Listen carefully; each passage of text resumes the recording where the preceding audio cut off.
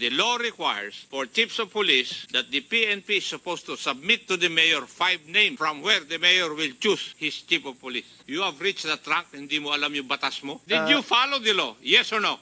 No, sir. Susubukan ko yung tigas mo, palalambutin ko.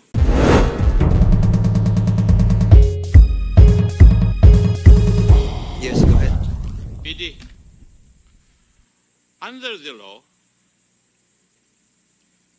the choice of the chief of police is vested in the mayor, right? Yes, Your Honor. Oh, bakit hindi mo sinunod yung batas? Because I don't have enough officer na ibibigay na pagpipilian ng ating mayor, Your Honor. Bakit? Ilang opisyal ba ang under mo?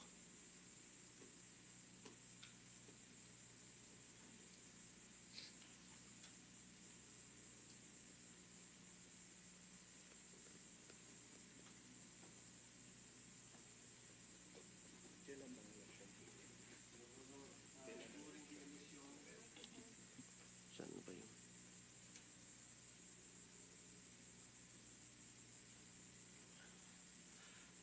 Your Honor, during the election, I have only 34 officers out of 74 that should be assigned in Sabi mo Basilan, Your kanina, Honor. PD, to cut you, nagmamadali ka na i-rotate mo yung mga officers mo.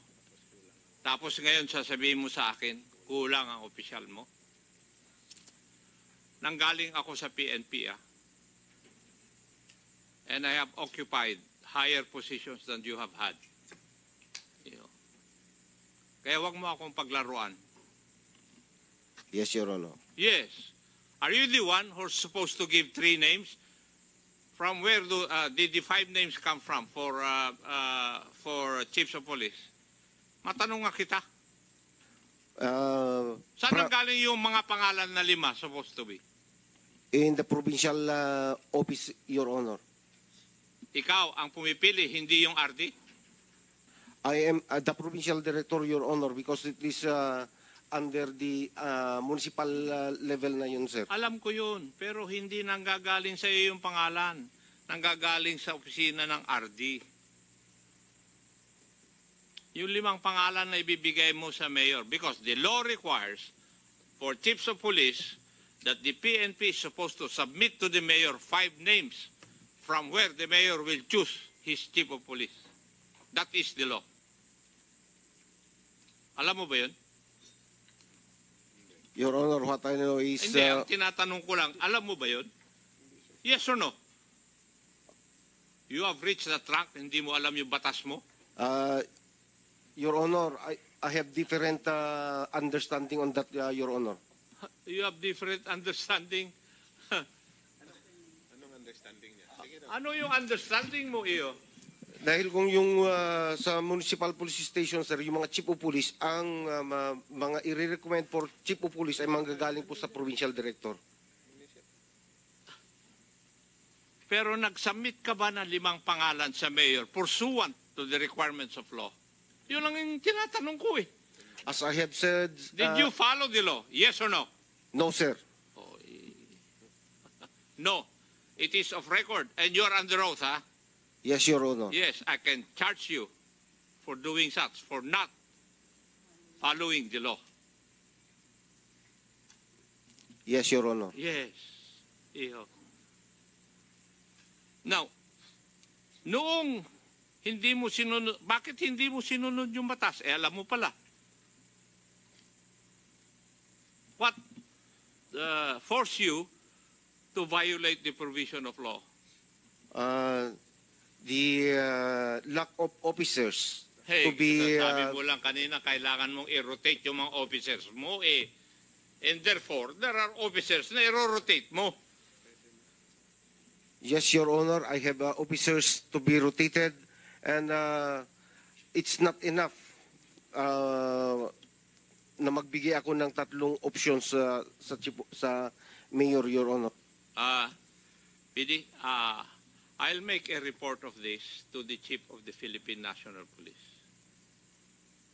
And bahala na ang Philippine National Police how they will deal with you criminally and administratively. Alalahanin mo, iho, ako po ay naging Inspector General ng PCINP at naging Chief ng CIDG. Kaya alam ko lang at lahat ng batas na mababiolate mo. Ano, iho? According to your statement, you knowingly violated the law.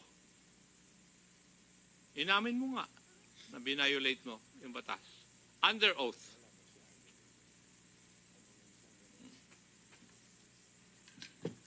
Diba?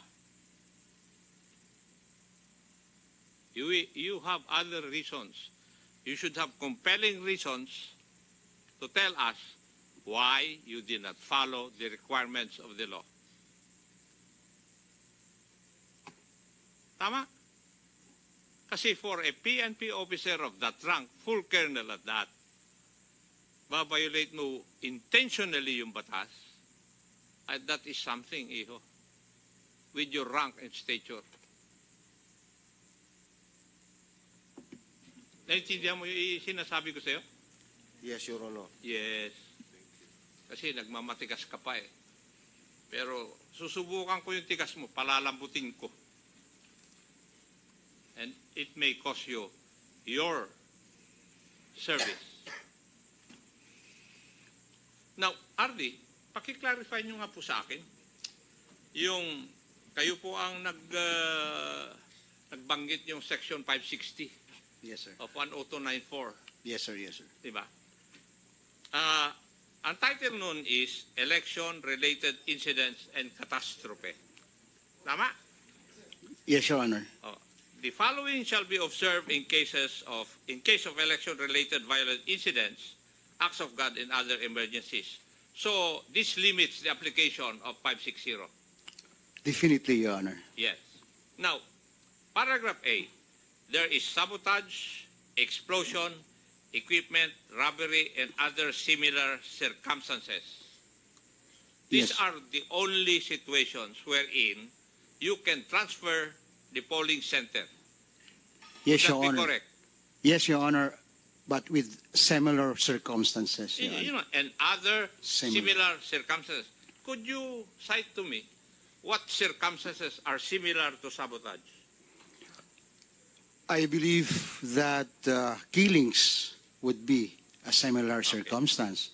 But, Your Honor, please, if I may proceed, this is the first time that it was included in our Yeah, I'm just asking you This kasi kayo particular po ang provision, Your kayo po Honor. dapat ang nakakalam ng meaning at saka intent or spirit of the law. Yes, Your Honor. Oh, di po ba? Kaya nga nagtatanong ako eh. Sabi ko nga for clarification eh. Kasi Yes, Your hindi Honor. ko rin maintindihan eh. Di ba? Yes, Your Honor. So, what would be similar to explosion? Maybe bombs found, although we did not explode, but the effect would be the same, Your Honor. It would Okay. cause fear to everyone. Yung equipment robbery, it's very specific. Equipment robbery. This equipment would refer to election paraphernalia. Definitely, Your Honor. Yes. Now, nakalagay sa Section 560, Paragraph A, so Paragraph 1, nakalagay, if required to leave the precinct. What does that mean? Actually, as I have said, pointed out a while ago, I want to point it out, Your Honor, that this is the first time that it was included in this COMELEC resolution. In fact, included even on the general instructions. Kaya we don't have any particular examples in the past.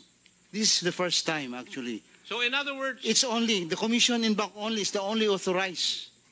But because of this inclusion, we were actually surprised on this, Your Honor. well, This is actually a sort of a vagueness on this particular provision. If required to leave the precinct, who will require them yes, to? that's my question. Maybe if you are going to analyze it, if the circumstances would require for them to leave the precinct just to preserve their safety, that would be the instance, Your Honor. But as I've said, no exact That's why I definition. premised my question on would this be the circumstances that would, shall we say, necessitate the transfer of the polling center. Di ba sabi niyo, opo. Yes, sir. Yes, sir. Yeah, yes, Your Honor. So, in other words, if we read 560 paragraph A subparagraph 1, if required to leave the precinct, in other words, it refers to the circumstances. Yes, Your Honor. Okay, thank you.